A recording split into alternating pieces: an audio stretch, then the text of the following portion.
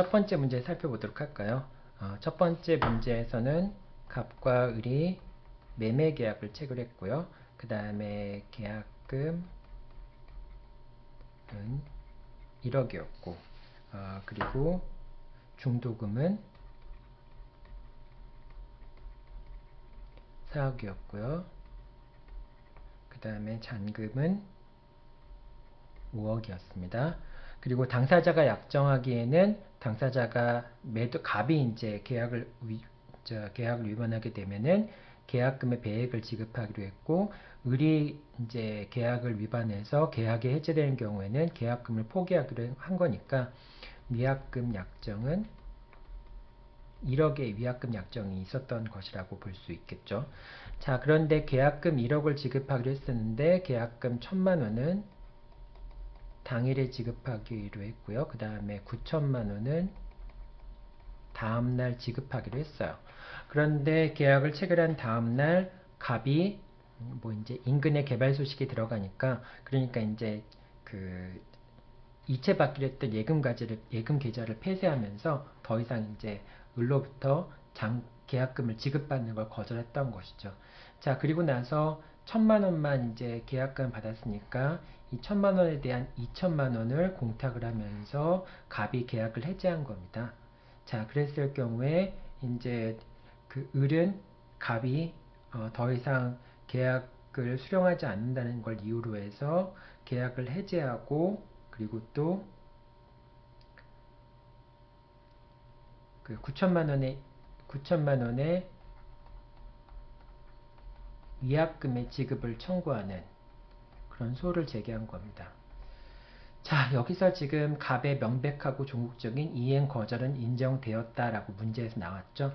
자, 이렇게 된 경우니까 첫 번째, 갑이 계약 해제, 그러니까 이제 위약금 청구를 하기 위해서는 이제 계약이 해제되지 않은 상태에서 위약금 청구를 할 수 있겠죠. 그래서 일단은 갑이 계약을 해제한 것이 효력이 있냐 없냐를 살펴봐야 될 텐데, 갑 같은 경우는 해약금 계약에 따라서 계약을 해제한 것이 허용이 되겠느냐. 계약금 계약은 유물 계약이기 때문에 이제 1억이 다 지급된 경우에만 계약을 해제할 수 있게 되겠죠. 자, 그렇기 때문에 1,000만 원만 계약금이 1,000만 원만 지급됐다고 이 1,000만 원의 배액인 2천만 원을 지급하고서는 계약을 해제할 수는 없게 되겠죠. 따라서 갑의 계약 해제는 효력이 없다라고 보아야 될 겁니다. 갑의 계약 해제가 효력이 없고, 오히려 갑이 이렇게 그 계약금도 지급받기를 거절하고 계약에 대한 것을 서로 이제 이행하는 것을 거절하고 있는 상황이기 때문에 갑의 이행 거절이 인정되었다라고 한다면은 을은 바로 계약을 해제할 수도 있고, 그리고 손해배상을 청구할 수도 있는데, 위약금 이걸 1억을 약정했으니까 그 위약금 1억에 대한 걸 청구할 수 있겠죠. 자, 근데 을은 갑으로부터 지금 2천만 원의 2천만 원의 공탁금을 지급받은 것이죠. 근데 이 2천만 원은 어떤 금액이 있겠어요? 이 중에 1천만 원은 이제 그 계약금의 일부일 테고요. 또 이 중에 1천만 원은 위약금이라고 볼 수 있겠죠. 자, 그러니까 위약금이 1,000만 원이 이미 지급된 걸로 볼 수 있으니까 위약금 1억 중에 1,000만 원을 뺀 9천만 원이 위약금이 남아있다라고 볼 수 있겠죠. 자, 그러니까 을은 갑에게 위약금 9천만 원을 청구할 수 있다, 이렇게 봐야 되겠죠. 자, 여기서 갑이 계약을 해지할 수 있는 방법, 1,000만 원만 받았지만은 1억 1,000만 원을 돌려주면 계약을 해지할 수 있느냐, 이런 부분들에 대한 논의가 전개될 수 있는데, 어쨌든 거기까지는 판례도 쟁점들이 나아가지 않고요. 그냥 실제로 받은 계약금 약정과 달리 실제로 받은 금액을 기준으로 해서 그 배액을 지급하고 계약금 계약에 따라서 계약을 해지할 수 있는 건 아니다라고 하는 게 이 판결의 기본적인 취지인 것이죠. 자, 그래서 이 판결에서는 위약금 청구가 전부 인용이 된다라고 하는 겁니다. 다음 문제 보죠. 자, 두 번째 문제입니다. 두 번째 문제는 첫 번째 문제와 달리 이제 계약금 1억 자체가 계약금 1억이 지급된 상태인 거죠. 계약금 1억이 지급된 상태에서 을이 중도금을 지급하려고 했더니, 그러니까 10일 전에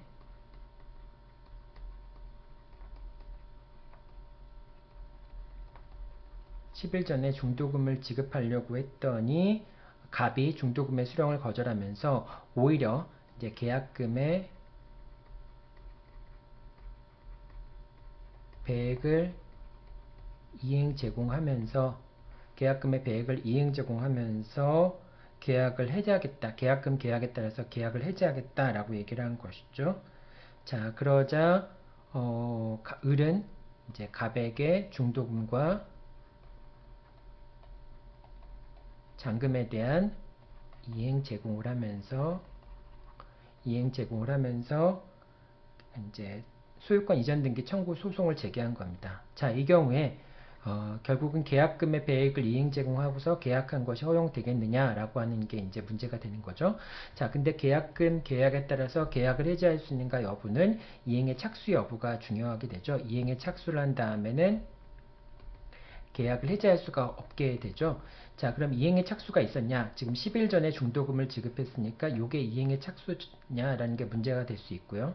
그리고 또 이행기 전에 이행에 착수할 수 있는가 여부가 문제가 되는데 원칙적으로 당사자 사이에 이행기 전에 이행의 착수를 금지한다는 특약이 없거나 또는 그 기한의 이익이 이제 매수인을 위한 경우 그런 경우라고 하는 게 아니라고 한다면은 매도인을 위한 경우가 아니라고 한다면은 당연히 이행기 전에 중도금 지급기일 전에 중도금을 지급하는 것도 이행의 착수라고 인정이 될 수 있겠죠. 따라서 이 경우에는 이행의 착수가 있었던 것으로 볼 수 있고요. 10일 전에 중도금을 지급하려고 했던 거니까 이행의 착수라고 하는 것을 볼 수 있고 계약금의 배액을 이행 제공하더라도 계약금 계약에 따라서 계약이 해지된 것으로 볼 수 없게 되겠죠. 따라서 계약은 여전히 유효하게 존속하게 되고 그러니까 을이 중도금과 잔금을 이행 제공했으니까 당연히 을은 갑에게 소유권 이전 등기를 청구할 수 있고요. 그래서 갑은 을에게 소유권 이전 등기 절차를 이행해야 하겠죠. 그래서 전부 인용이 된다라고 하는 겁니다. 자, 여기까지가 두 번째 문제 해설이었습니다. 자, 3번 문제입니다. 3번 문제 같은 경우에는 이제 갑에서 을로 소유권 이전 등기가 있었고요. 근데 이제 을은 이 X라는 부동산을 병에게 팔았죠. 그리고 병에게 팔았고 병은 아직 자신의 이름으로 소유권 이전 등기를 하지 않은 상태에서 정에게 다시 X 부동산을 매도를 했습니다. 자, 그런데 이제 정은 병에게 잔금을 포함한 매매대금을 모두 지급했습니다. 근데 병은 을에게 잔금을 지급하지 못했고요. 그렇기 때문에 을이 계약을 해지를 했습니다. 그리고 을은 이 X 부동산을 무에게 매도를 하였죠. X 부동산을 무에게 매도하였습니다. 그러니까 결과적으로는 더 이상 을은 무에게 X 부동산에 대한 소유권을 이전해 줄 수 없게 된 상황이었죠. 자, 그랬을 때 병과 정의 법률 관계를 설명하시오라고 얘기하는 거였죠. 자, 일단 첫 번째 타인 권리 매매는 맞죠. 지금 병이 X 부동산을 정한테 팔았는데 그 X 부동산의 소유권은 을한테 있는 것이잖아요. 그러니까 이거는 지금 타인 권리 매매는 맞는데 타인 권리 매매의 경우에는 효과가 뭐가 있어요? 계약을 해지할 수 있다. 그 다음에 손해배상을 청구할 수 있다. 라는 게 타인 권리 매매잖아요. 자, 근데 계약을 해지할 수 있어요? 없어요? 정은 선이냐 악이냐 상관없이 계약을 해지할 수 있죠. 그 다음 병은 지금 악이니까 계약을 해지할 수 없죠. 자, 그래서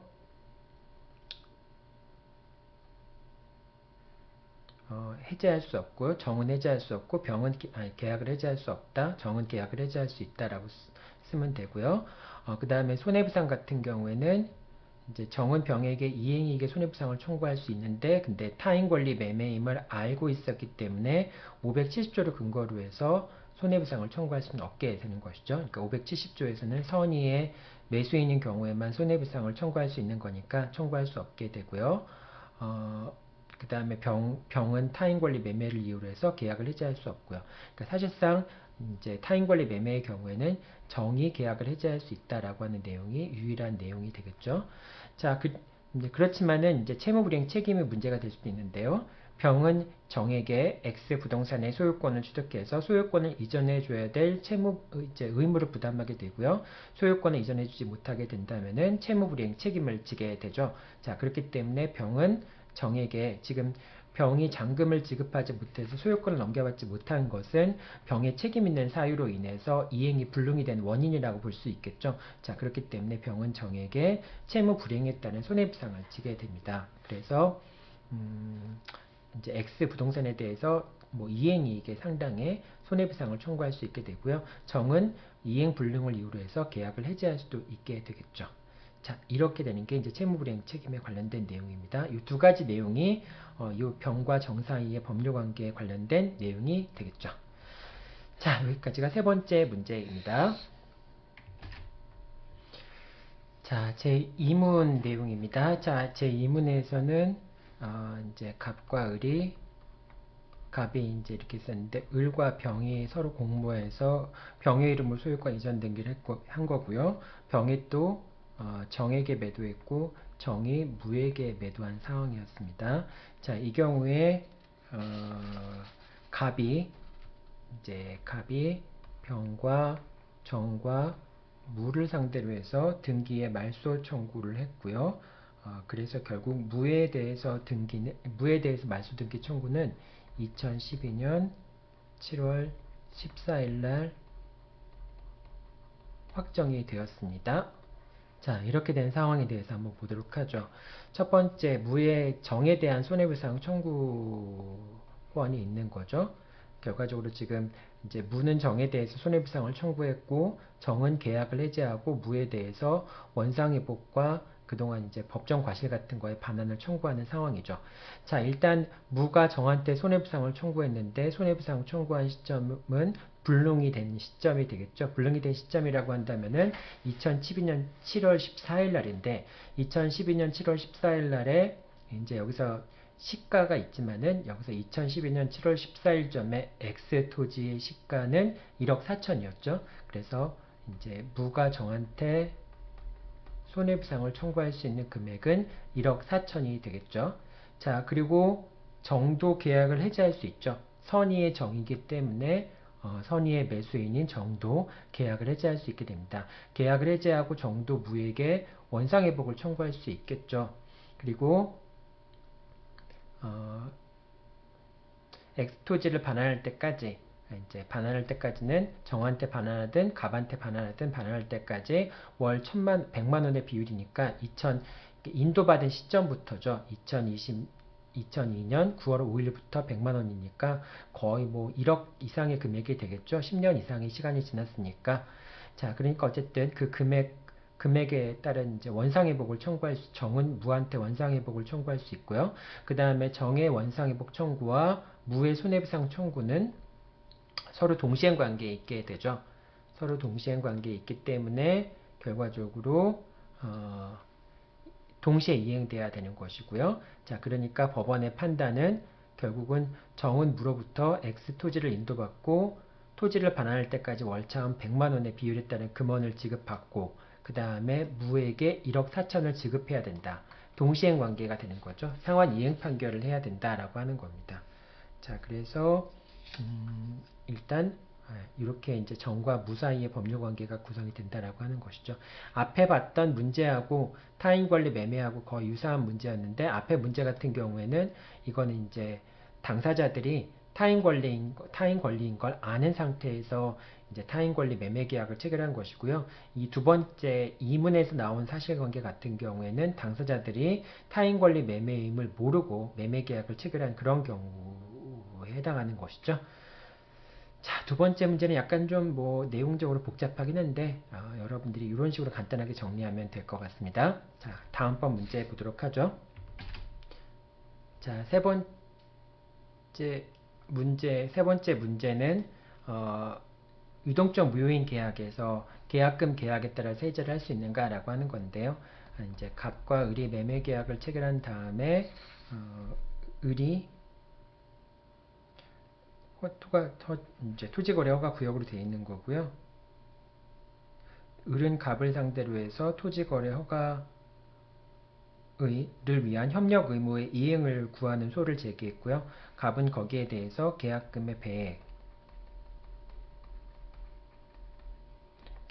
배액인 2천만 원을 을한테 지급하면서 계약을 해지한 것이 되죠.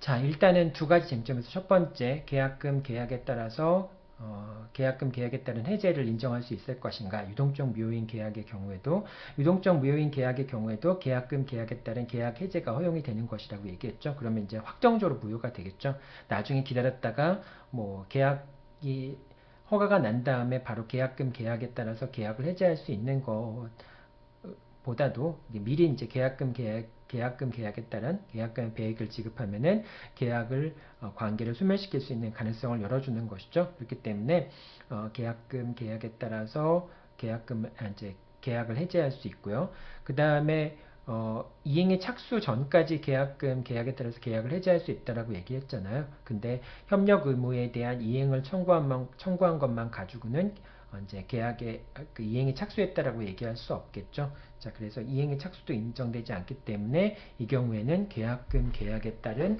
계약의 해제가 허용이 된다. 그렇기 때문에 갑의 주장이 타당하고 을의 주장은 타당하지 않다라고 하는 내용인 겁니다. 자, 두 번째 문제 보도록 하죠. 자, 두 번째 문제는 유동적 무효인 경우에도 이제 의사표시를 취소할 수 있는가의 문제인 겁니다. 일단 유동적 무효인 경우에도 유동적 무효인 상태는 무효이지만은 당사자가 받은 것을 부당이득으로 반환 청구할 수 없다라고 하는 것이고요.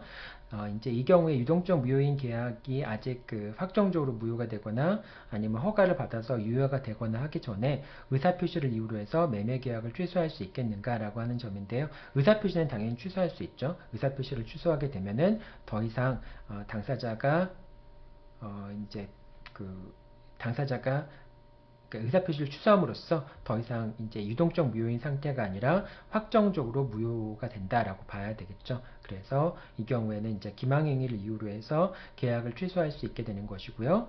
그랬기 때문에 계약금과 이자 상당액을 부당이득으로 반환 청구할 수 있다라고 보면 되겠죠. 자, 네, 여기까지가 이제 사례 문제들이었고요. 간단하게 해설했고요. 여러분들이 혹시 궁금한 점이 있으면은 다음 주는 줌 수업을 못하게 되니까 게시판이나 또 메일을 통해서 여러분들이 궁금한 점을 질문해 주기 바랍니다. 네, 여러분들 수고 많았습니다.